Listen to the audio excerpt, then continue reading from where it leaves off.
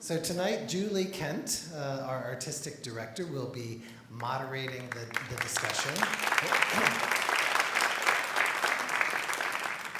Julie really doesn't need any introduction, but for those of you who don't know her, she was principal ballerina of American Ballet Theater. She danced there for 30 years. She also danced several of Jiri's works, including Overgrown Path, and so a perfect person to moderate tonight.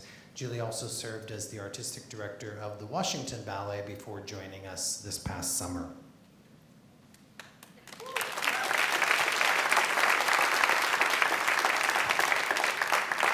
So on our panel, we have Stanton Welch celebrating his 20th year as artistic director.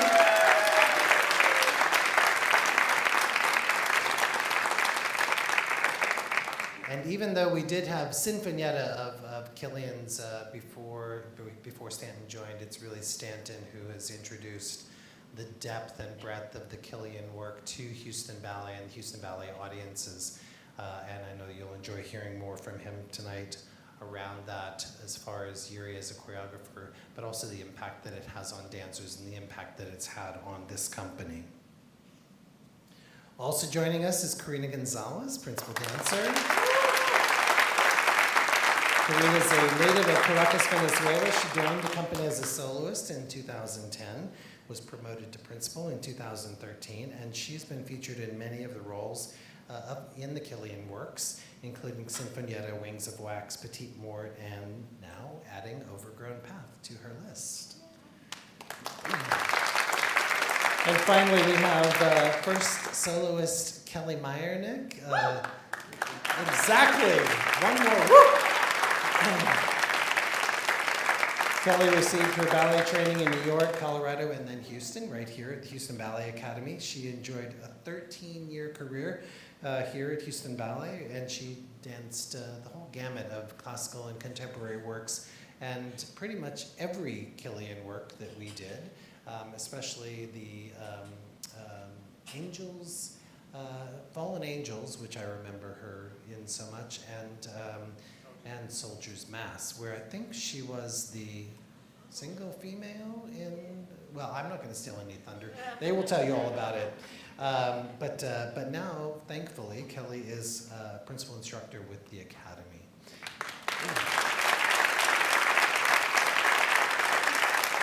And lastly, just want to mention, and I don't know, is Cece and David, are they here? You will get to see Cece and David, Cece Connor, my predecessor, in a book signing after this program. Hot off the press, we've just launched a new book of Houston Ballet's history, and he and David are here tonight to sign a copy for you. So look for that in the lobby after the program. Without any further ado, Julie, handing off to you. Thank you, everyone. Thank you, Jim. Good evening, everyone. So nice to see you all. This packed theater, and what a pleasure it is for me to moderate this discussion focused on the impact of one of my favorite choreographers and one of the game changers of the 20th century, Jiří Kylián. I'm just going to give you a brief, very brief outline of his story, and then we're going to move to more personal discussions about the impact of dancing his work and what that has, how that has impacted the lives, both artistically and personally, for our distinguished panelists. So Jiri was born in Czechoslovakia in 1947, to put an age range there. He started training at age 9 at the National Ballet there, and then he went to the Prague Conservatory. Then he received a scholarship to the Royal Ballet School, and that was in 1967. So London, 1967, sounds like a cool place to be. He then left to join the Stuttgart Ballet that was led by John Cranko. So if you can imagine, at that time, in the late 60s, early 70s at the Stuttgart Ballet. Also, John Neumeier was there. John Cranko was creating there. So it was clearly a incredible environment for young creatives to thrive. He made his debut as a choreographer, and then rather quickly in 1975 became the artistic director of the Netherlands Dance Theater. He was the artistic director there for nearly 25 years, and then remained, so that was until 1999, so from 1975 to 1999, but he remained associated as the chief house choreographer until December of 2009. So that's a huge career. He's created over 100 works that are performed all around the world. The majority of them were created for Netherlands Dance Theater, but he also created pieces for Paris Opera Ballet and Tokyo Ballet, Stuttgart Bayerische Staatsoper, so a few other companies, but he had his muses that clearly impacted and shaped his work. And he has been awarded and decorated by everyone. Honorary doctorate from the Juilliard School, 3 Nijinsky Awards, Benoit de la Danse, honorary medal from the President of the Czech Republic, commander of the Légion d'honneur France, Medal of the Order of the House in Orange, given him by the Queen of Netherlands, Lifetime Achievement Award. I mean, highly recognized. So that's just, very basic information about who he was, his journey here. But I do have to say that within our audience is the esteemed Roslyn Anderson. She's there. And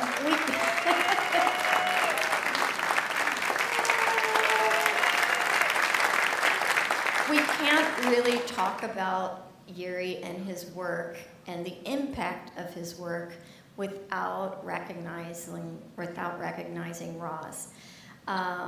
She had her own career. She's also an Australian. I believe Stanton's mom and Roslyn knew each other. Roz babysat Stanton. And through her journey through the Australian Ballet, she joined the Netherlands Dance Theater, where she became one of Jiri's dancers and muses and choreographic assistant.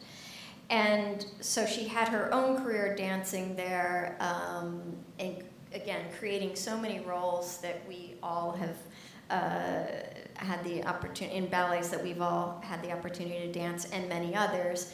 And at the same time, and especially focusing after her dancing career ended in 1986, she's been going around the world to stage his ballets. And I can't underscore how important that voice is, because it's not just steps, and it's not just what you see on a screen if you're looking at a video.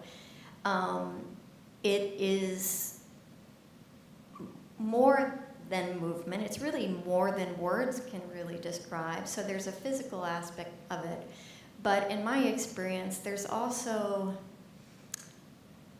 what Roz has that, in my experience, I felt with Jiri, is that she's able to see the person and take what they have and help them to learn how to use it in whatever role they're dancing in a way that has the most impact, and also opens doors for the dancer to sort of find ways to express themselves in a new movement language that then feels like they are at least speaking with the correct accent, right? So even if you're not as really classically trained ballet dancers. The majority of our artistic diet is classical ballet. But to feel like you have danced authentically in a work is really because the people that are pulling it out of you know how to do it. And so I'm just so thrilled that Roz is back, that she can work with yet another generation of dancers. She's been coming to Houston Ballet for over 20 years, and that those dancers can have the benefit of learning Jiri's work through Roz. So thank you.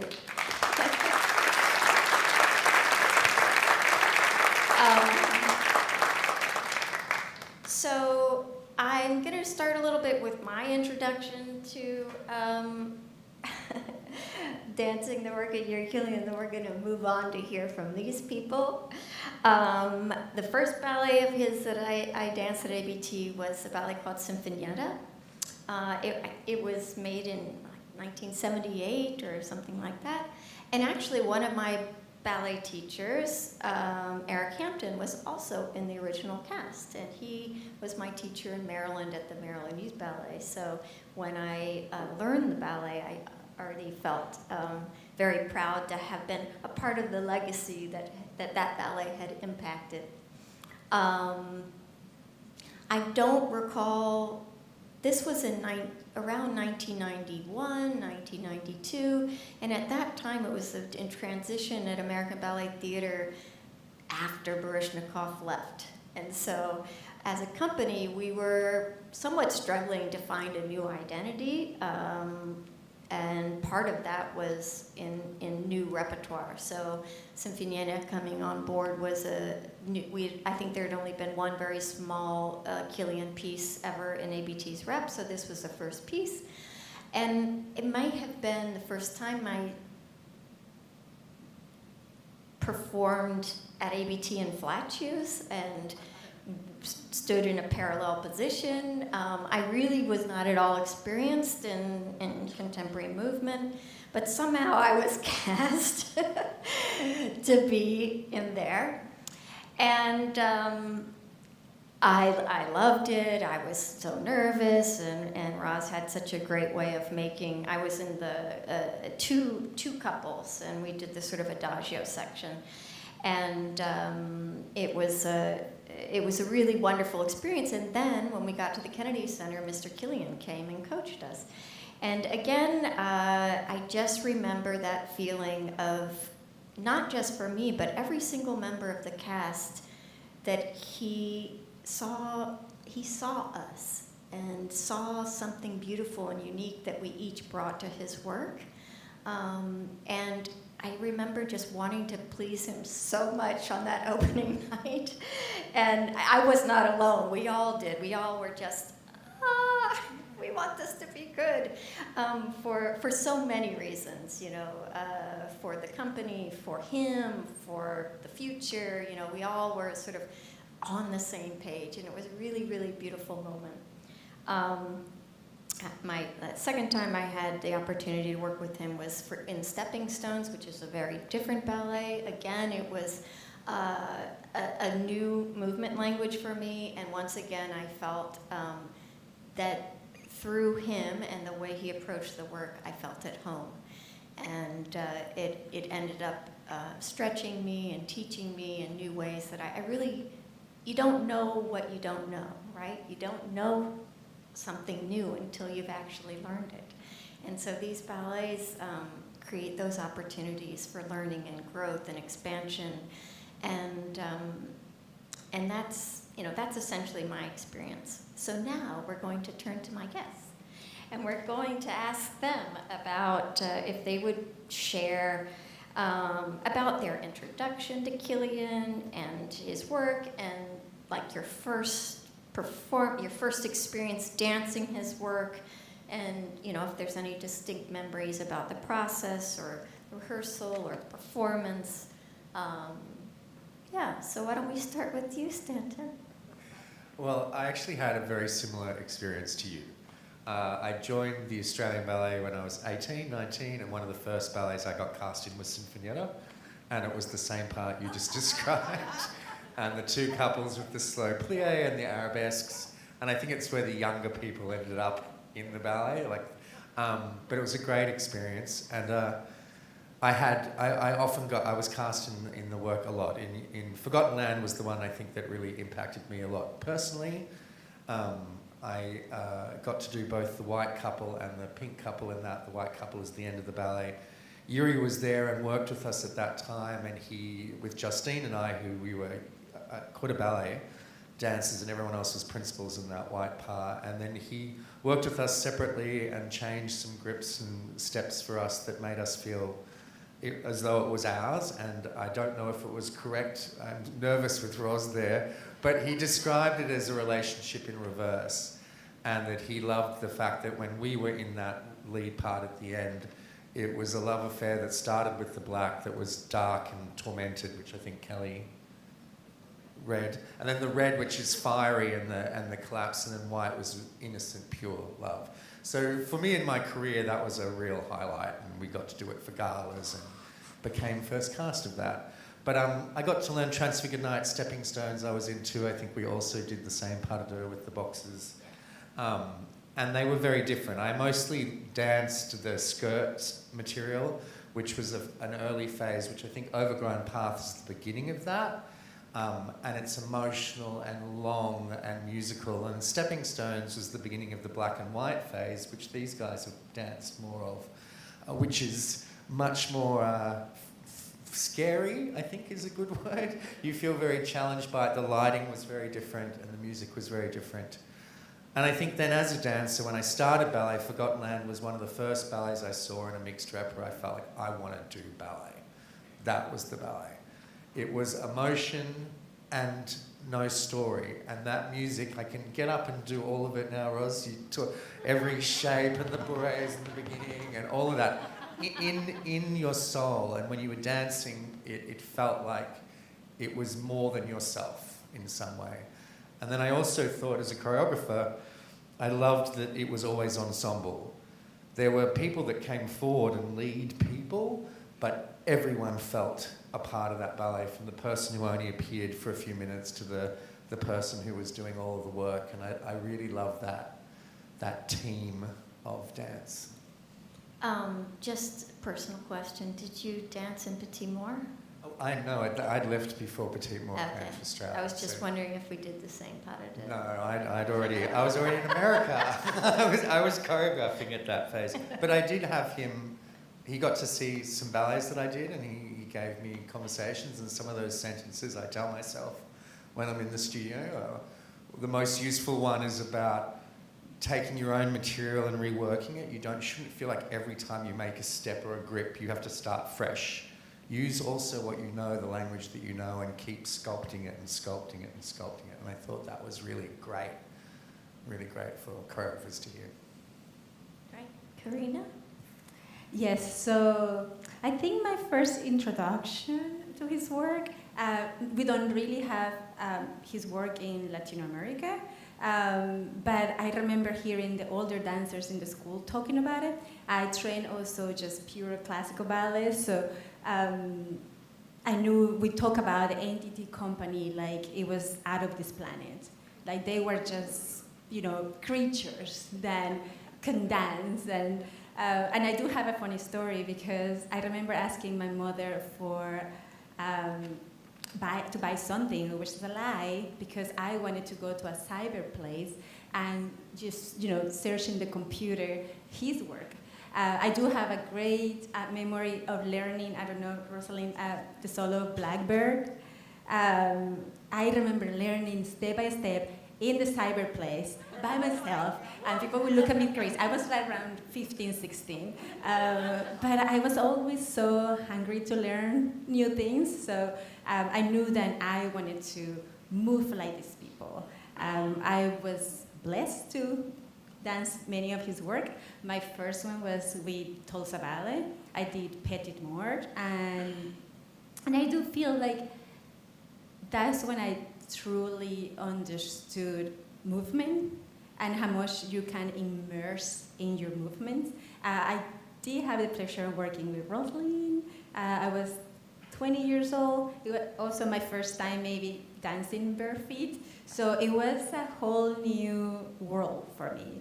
But it truly changed who I was as an artist. At 20, I mean, I feel like I was so not mature yet. A lot of his ballets talk about, pure love and death and sadness. And, at 20-year-old, it's hard to kind of get really into these feelings.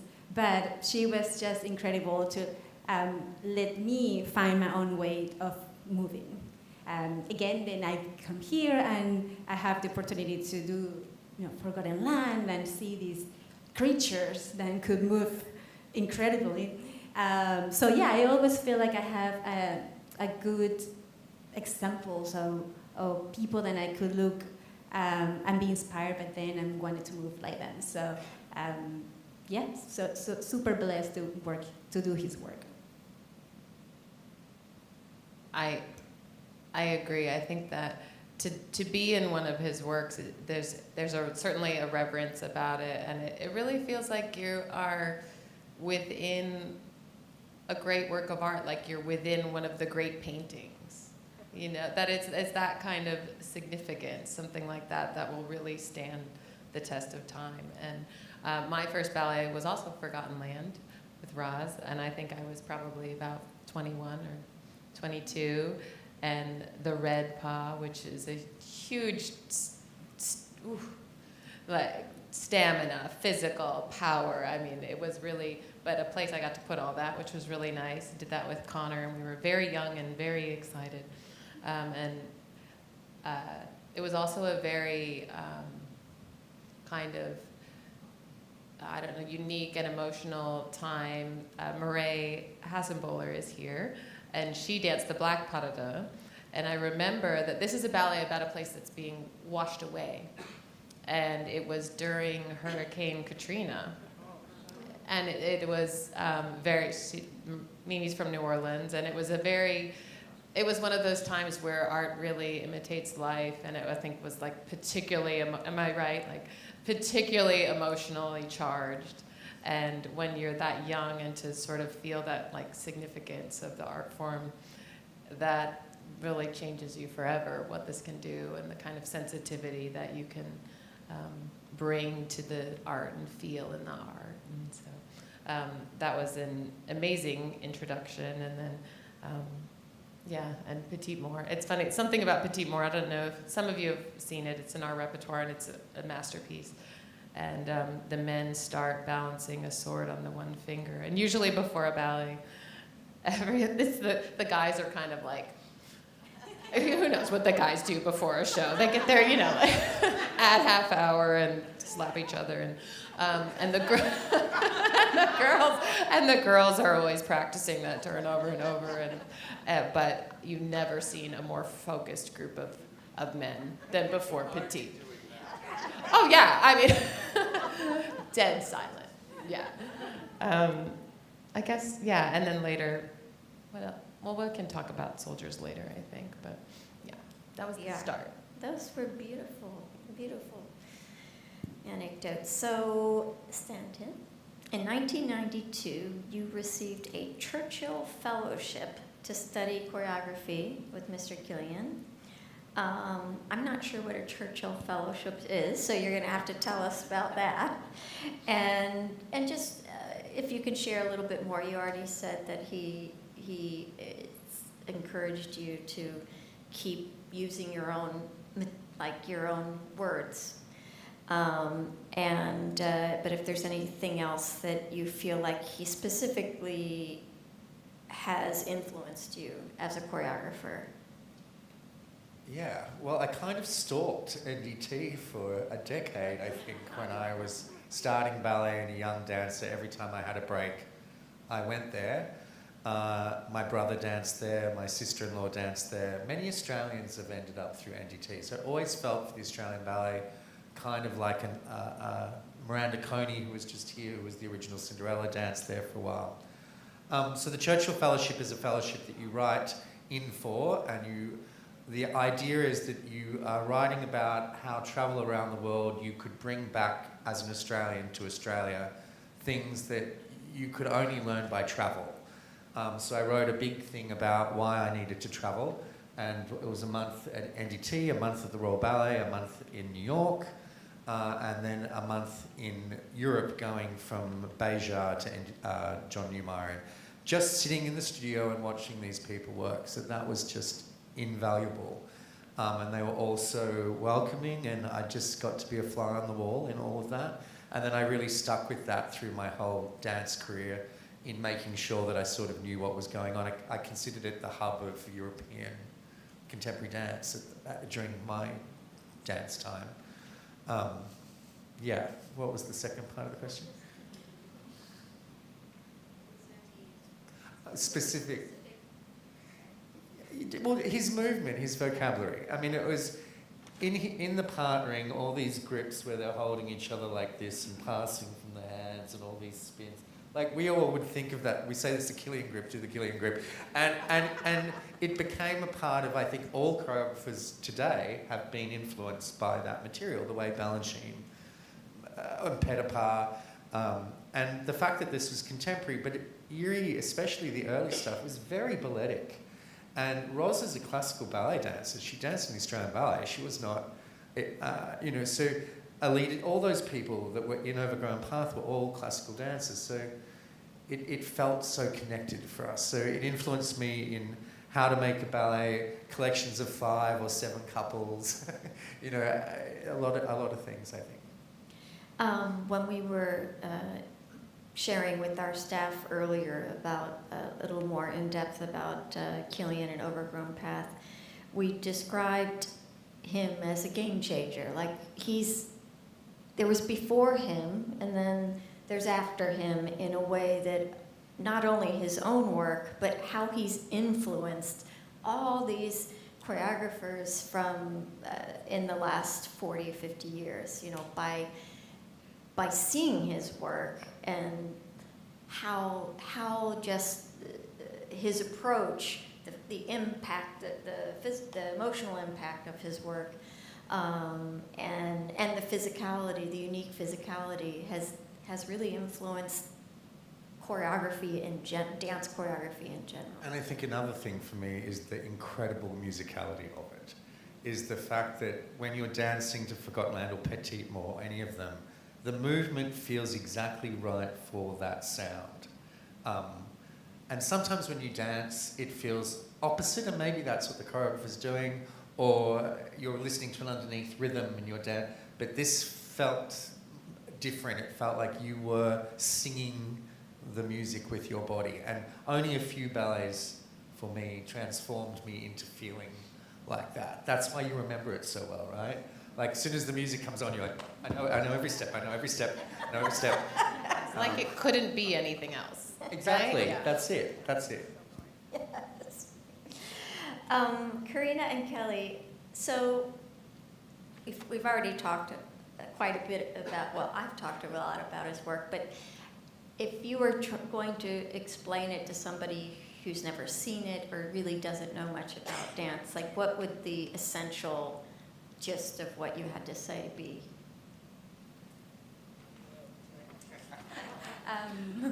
I would say that, he is the master of blending the two worlds. So, like, the pure classical technique with the sensitivity and the strength and the groundness of the contemporary movements.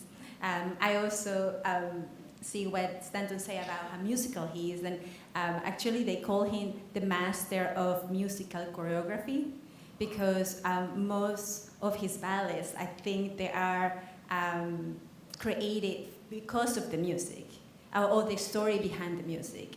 So I think, he is the master of the two worlds. I think texture is a big part of it too. When I teach some of this material as class material sometimes when we study it in the academy, and when you're learning a Kylián ballet, well, at least with Roz, she doesn't say a whole lot. But I mean, all of a sudden it's like,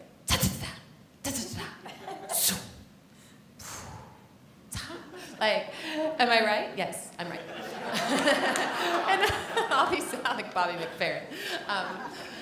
But this way of getting, like, finding, like, absolute softness and complete power. And I think you use the word sensitivity, and I think that's a really important one. Certainly sensitivity to your partner, that you are responding and really listening to each other, and there's no sharp edges. It's seamless, and like in acting where you have to listen. It's the same in the dancing. But I think that you learn texture of movement that you carry through forever.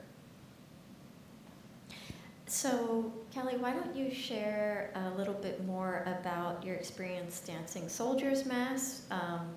My understanding, it was originally created for a cast of men, but you were asked to join this cast. So tell us about this experience. Can I involve Roslyn Anderson at this point a little bit?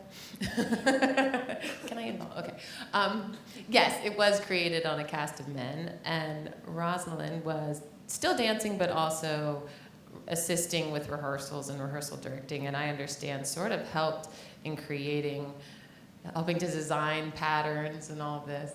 And then there was a performance where a dancer, one of the men was injured, and they needed, and Roslyn stepped in. This is a beautiful ballet. Let me back up a little bit. This is a beautiful ballet about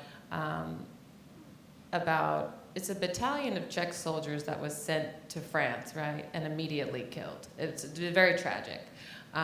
It's beautiful music by Martineau, and it's a choral piece. There's you sing at the height of your exhaustion. All of you stand and sing together.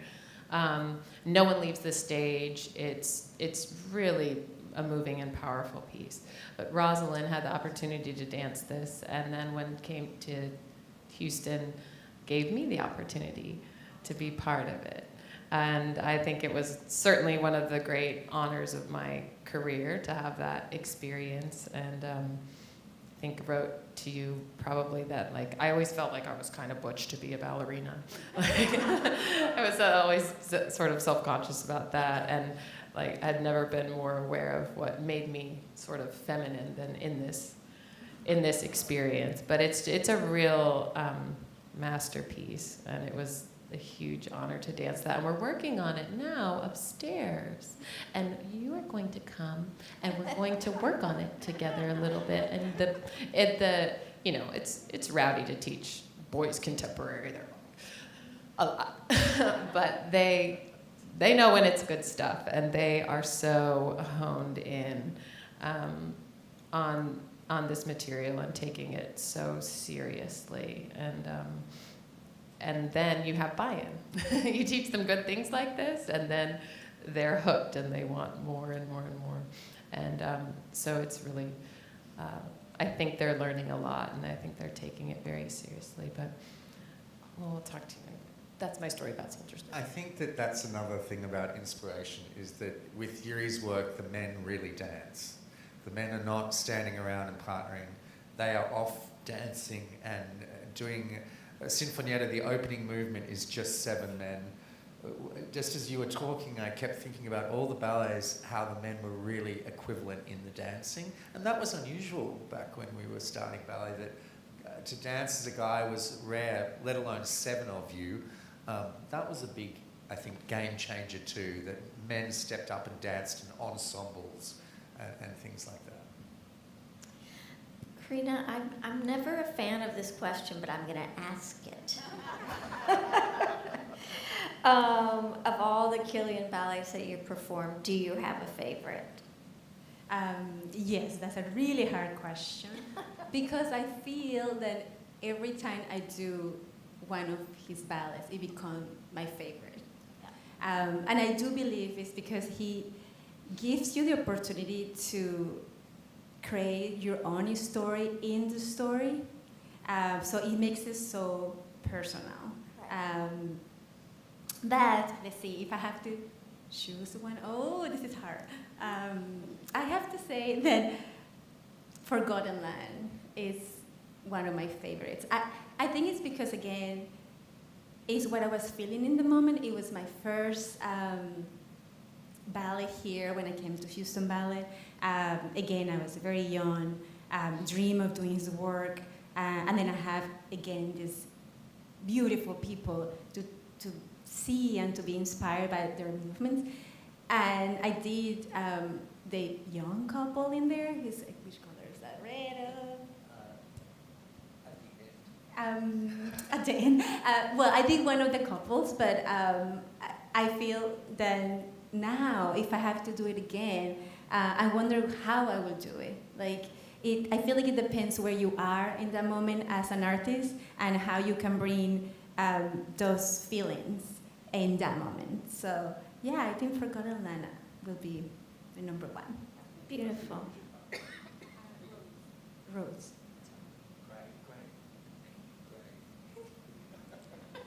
I'll do my homework after that. One last question before we move to focus on Overgrown Path. Stanton, what do you think is the most challenging aspect for dancers in Kylián's choreography? You have to be musical. There's no way around it. If you're someone who just wants to feel the music, it's not going to work. You have to understand every sound to the point that you could hum it. And if you think of Svedepka, which is one of my favorite ballets to watch, even though I never saw it, another Mimi ballet, all of those notes and that Stravinsky score, every single thing having a beat and the chorus moving. And so I think you have to be musical. When we did the Kylián evening, and he came, and it was Sinfonietta, Forgotten Land, and Symphony in D, which is on point, because some of Jiri's ballets are on point. It was the only time I had to take protein shakes to keep from passing out at the end of the runs. It was exhausting.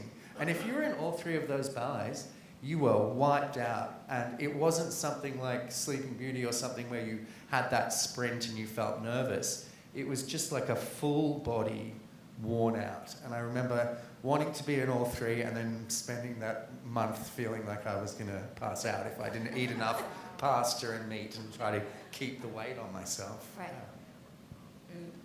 I also think the hyper focus that you need for these ballets, some ballets you can kind of go to the back and have a little moment. Never. I mean, there's about an incredible ballet, Falling Angels, that's for 9 minutes, maybe? And 14 minutes of drumming score by Steve Reich. There's no melody. It is intense counting and rhythm, and you cannot break your concentration for a second.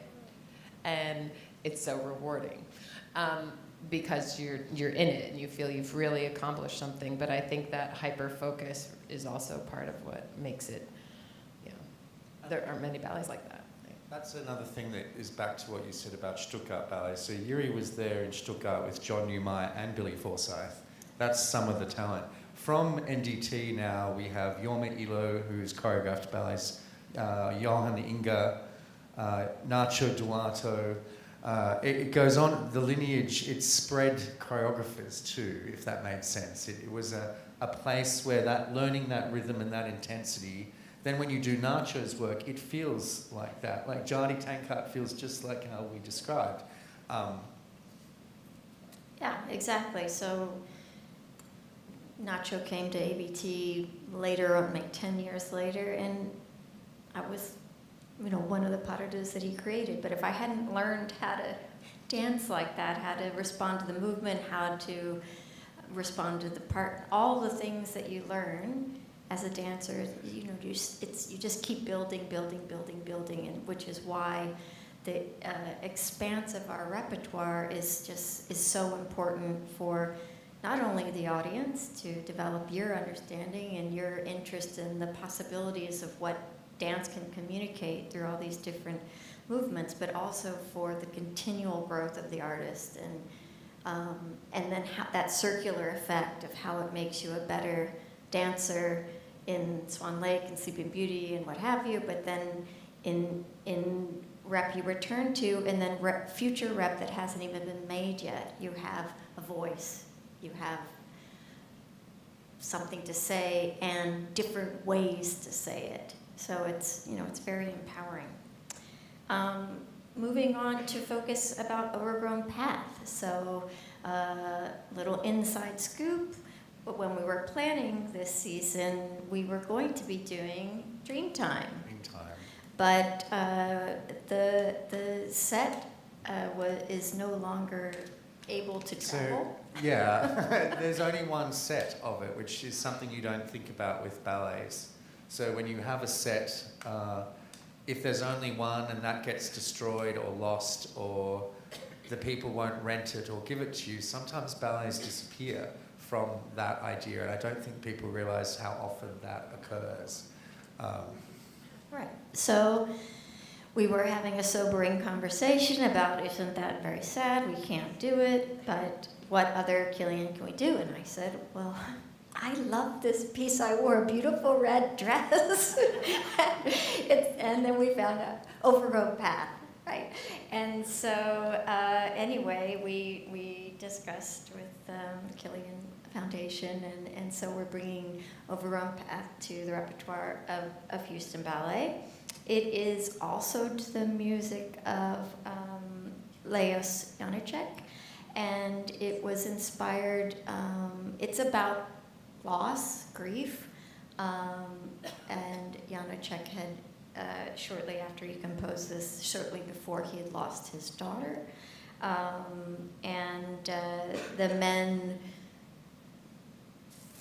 somewhat represent love and death, and it's a very, like many of the pieces of his that I've danced, the community and the relationship between the women, the relationship between the women and the men, and everybody on the stage is intrinsic to the work. So, Karina, starting with you, this will be a new Kylián work for you. And this is your, now coming back to the stage after having your second child and having danced his work since you were a very young professional. Like, how, just tell us about your experience and how all those aspects of your life are coming together in this piece. Yes, so when I decided to come back, I was 10 weeks postpartum, and my idea was just to be in a room, just to kind of feel my body back again and where I was and finding myself again in my routine.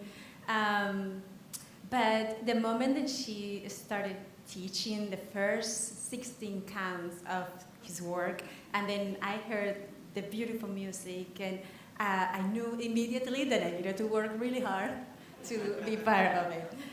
So yeah, I actually so thankful for the both of you to trusting me and giving me the chance to be back again. And what a perfect work to come back.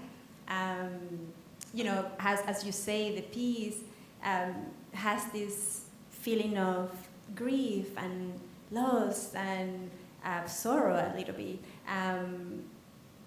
Then I feel a lot of his work also has life and death, and I think they can coexist without each other. So I just make a beautiful life, and what a perfect way to bring it to everything that I'm feeling right now.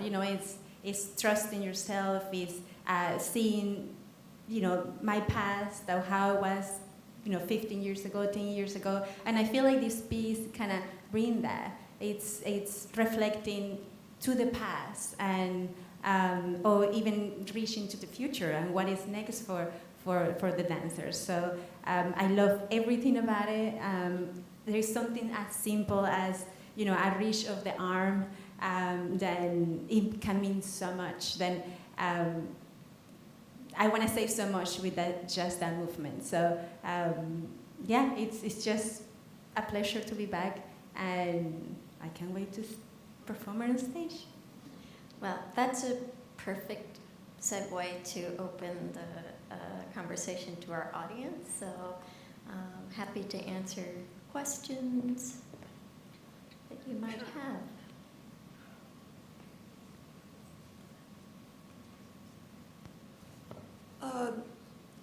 One of you were talking about with Kylián, and the lighting with the choreography. And as a choreographer at Stanton, maybe you too, as a choreographer, when you're creating the dance, the movement, what the dancers are going to do you also have an idea of how you want the lighting to be, and then you tell the lighting designer, Oh, yeah. this is what you need to do? Yes. It depends on the project. I mean, I'll throw Tim under the bus a little bit here. His piece has extraordinary lighting, and I think you can see how much integral it was to the ballet. But then sometimes you can have a ballet like the Tchaikovsky piece that I made for the Jubilee, which is just bright and uplifting. But you definitely always talk about the lighting, and I think Jiri's ballet, scenically, the sets and the costumes and the lighting are very important. And I think that that's something that we do, why we do Kylián very well, is that we take production value extremely importantly. That those men balance the swords, we had the cloth, the costumes, the set, we spent the time on the lighting, because it really does make a big, big, big difference. But I think a lot of choreographers, there are definitely ballets of Jiri's, like No More Play, which I think is about lighting in a way. They put a leg into the light and their arm into the light, and it's all made up, and you come in with a little sheet with it all written out for your lighting designer and present it, and yeah, so Divergence, for example, I had pages of lighting that I passed over.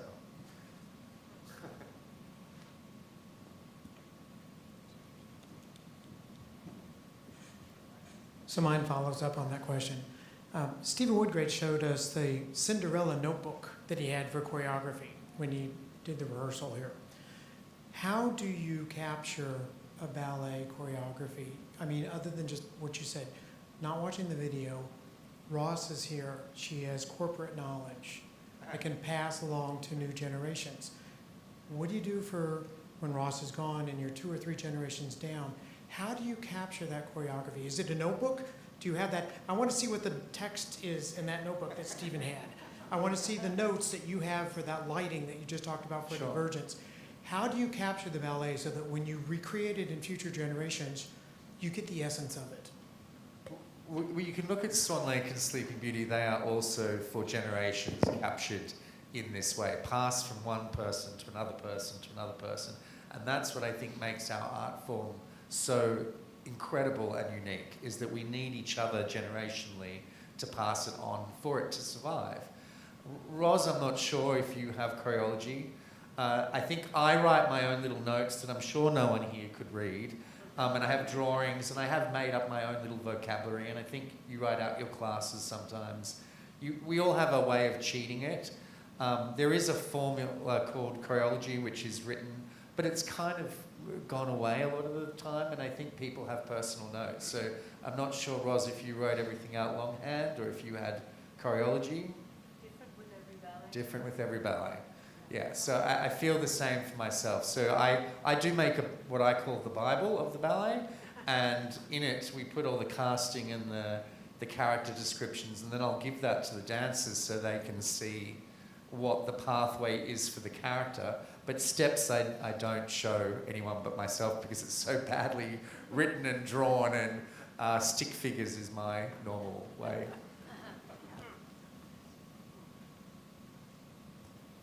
Hello, I'm Nancy Hendrick. I'm director of Dead Salad Festival, and I want to, hi. I'm so excited to see you here, and I'm so excited to see the next piece. But what we have in common, Stanton, is that I spent hours and hours and hours watching Kylián's work in the studio, next to Roz too, many times. And I was living in Europe and back and forth. And from a perspective of a presenter, it's one thing happened when, actually, we have had 10 pieces of Kylián work in Dance Salad over the last 25 years. And I know that whenever, Stan, you had it, I was just so glad a piece of his. And from my perspective, one time we actually had the piece Blackbird, which you were talking about, which is with Nagami, actually a Japanese dancer, Megumi Nakamura, and also Ken Asala. They were the original cast, and I went with them to Japan when Kylián went with NDT 1, NDT 2, and NDT 3, and this extra Blackbird, which he had done especially for this trip. And all three companies were performing at that time, and it was unbelievable. But when it came, I asked, can I have Blackbird come to dance Salad? And he said yes, and it just was wonderful. But when we were putting it on, actually here, he gave me a call. And what he said with his own words, he said, turn up the music as loud as you can by feeling the music, but not so you hurt your ears.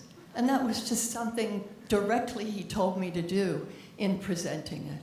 So those are his words. And I'm just so glad you did this for tonight, too. Just a little, thank you so much, very nice to meet you. Jiri was the first artistic director that I'm aware of to start a formal company for junior dancers. So I think NDT2 was, let me check my notes, but sometime very early, 1991. So that was a junior company solely for the purpose of preparing young dancers for a professional career. And then after they had been prepared and had wonderful careers, then he formed NDT3 for dancers over 40 that, exactly, so,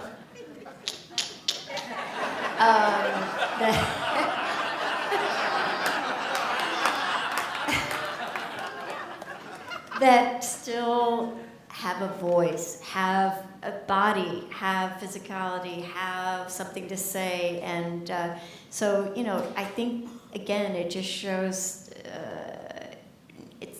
wasn't just enough impact to, work with dancers in their sort of physical prime, but it's helping them to get there, and then also making works that give a voice to their experience. So. And I think for everybody, when you go home tonight and you look on YouTube, if you look up Overgrown Path, you can see the documentary with Roslyn in it, because it was made on her, and Jiri talks about the ballet in that video, I think, beautifully. It was back in the day of VHS, and I think I wore that VHS out in that machine over and over and over. But he talks about how in the ballet that there's dance happening all around the outside. It's like a universe, and the stage is only seeing that section of the ballet.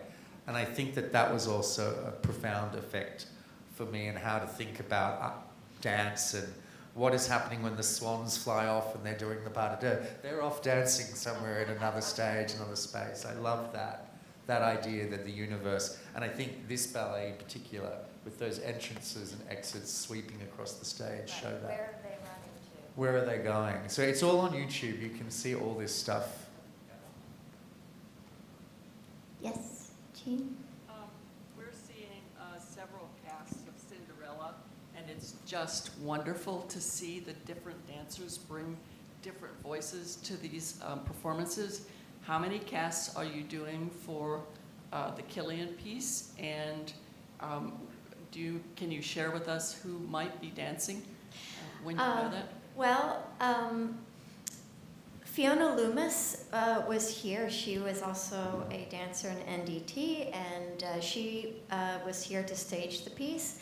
And we worked with the entire company for 3 days, as is our process. So everybody in the company got the opportunity to learn phrases from the ballet and hear what she had to say. And it was really, for me, it was the first time I had been observing that kind of process. So it was really informative and beautiful. And it was very fascinating how a dancer on the first day didn't even register, but on the second day, all of a sudden processed the information and was shining really beautifully. So anyway, within the whole company, we have 2 casts that are going to be performing, and then there's a 3rd cast that is learning. They're hearing everything that Fiona said, that Roz is saying. And so if and when this ballet ever comes back, they will already have something to draw on, but regardless of if they never dance it again, they will have experienced it. They will have heard, they will have grown, they will have had doors to their imagination and physicality opened. The first cast is our more senior dancers. So we have Karina, and we have Rico and Melody. Yuriko and Melody and Augie and Rio. Connor and Jack. Rio, Jack. And then the second cast is more junior dancers. Some of you may be discovering for the first time. And so the whole ballet takes on a little bit more a different feeling when you have seasoned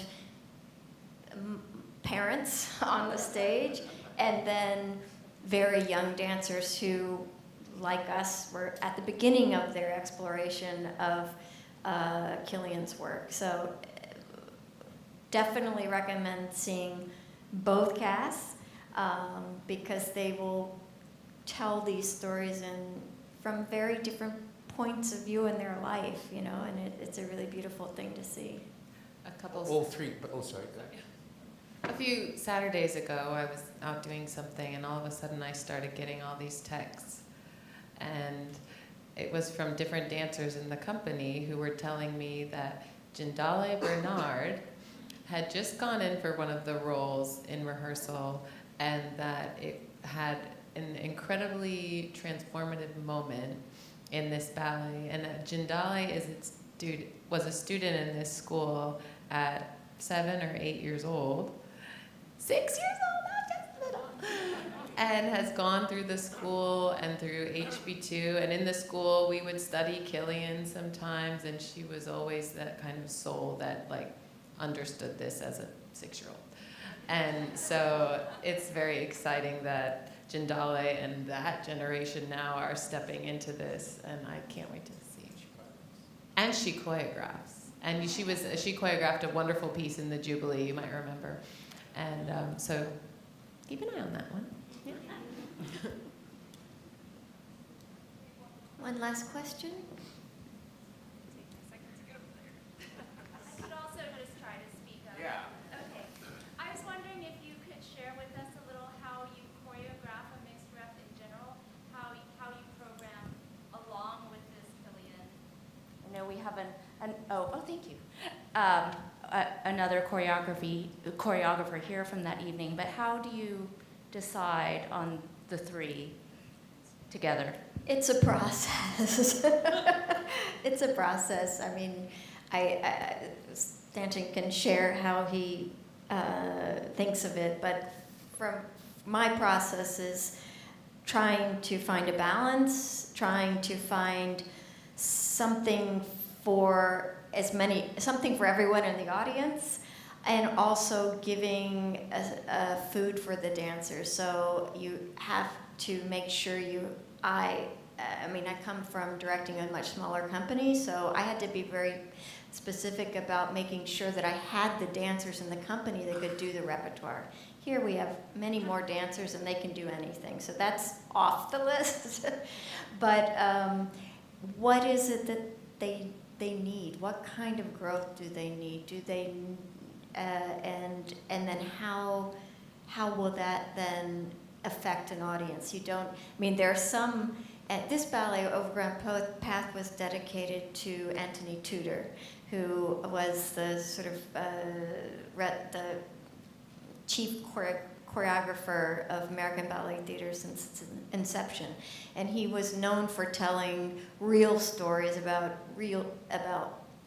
well, they were fictional people, but they were not fairies, not sylphs, not fantasy. They were real people. And, well, it could be very dark. And so a Tudor evening would be, oh my God, like you want to go home and just, because it's all so heavy and so dramatic and so wrought and fraught. And, but so you want to have that balance. You know, I want all of you to always marvel at what this art form can express, the whole gamut, and then look for the choreographers that can just expand what we thought was possible with new ideas. So that's my hope. But he's been doing it a lot longer. I think it's a good meal. You need a good meal. Yum. With an entree and what do we say here? Appetizer, entree, and dessert. Yeah. And whether the main meal is big and heavy and the others are light, or the last meal, the dessert is really sweet and the others are small, it's about balancing that together. I think that is really important in a great evening of dance. And all the things that Julie said, but also What I said. include the dancers, the audience in there too. That it needs to build the audience experience, and that coming to Houston, I was aware of where we had not had much Balanchine, we'd only had one Kylián, so I started building them from their beginnings and there to bring the audience sort of along the same path that I had learnt about their works. So with Jiri, initially, he was doing a lot of the black and white program, but we really wanted to concentrate to begin with on his earlier work, so the audience in Houston as a city grew into understanding that and learning to love it. If you started with the darkest Rothkos at the end and never saw the colourful stuff, would you have the same feeling? But it's the pathway of their work that is so important. And I think that this program, Tim's piece is extremely dynamic and really modern and fast and energised. And then Overgrown Path is very emotional and personal and quiet. And then Bespoke is classical technique and music like champagne and bubbles and speed and articulation. So that's the full meal. You will be amazed. So this is the conclusion of our evening. Thank you all very much for joining in our conversation. Thank you to our guest speakers. Thank you to Roz Anderson. And we look forward to seeing you at this weekend Cinderella and at our Bespoke the following weekend and the one following that. So good night, everyone.